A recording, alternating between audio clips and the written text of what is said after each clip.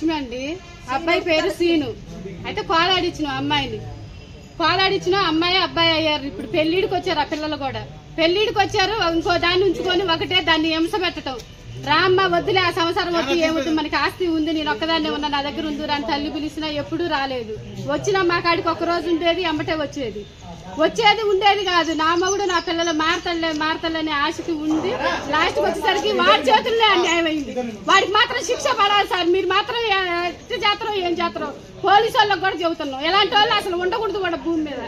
ఎట్లాంటి వాళ్ళని పెట్రోల్ పోసి తగలబెడితే ఇంకోటి కూడా భయం అనేది జరిగింది సార్. పొద్దున మాకు తెలియదు, నైట్ ఎప్పుడు జరిగిందో తెలియదు, కానీ పొద్దున 7-8 దాకా కూడా మాకు తెలియదు. మా ఊర్లో మాకు వేరే వాళ్ళు ఫోన్ చేసిందా కూడా మాకు తెలియదు.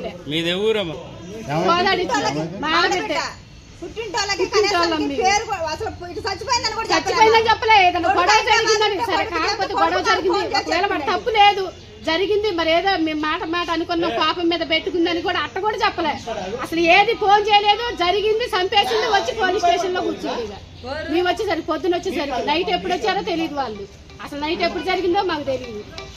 కానీ వాడిని మాత్రం పెట్రోల్ పోసి తగలబెట్టాలా, వాడిని తగలబెట్టాలా, ఇంకొకటి భయం అనేది ఉండాలా. కుక్కర్లలో ఉడకబెట్టాలి, సెల్లల్లో వస్తున్నాయి, మారట్లేదు. కానీ వాడికి శిక్ష పడాలి, మారేటట్టు చేయాలి, ఇంకొకటికి ప్రతి ఒక్కరికి పోయి వారికి సంసారం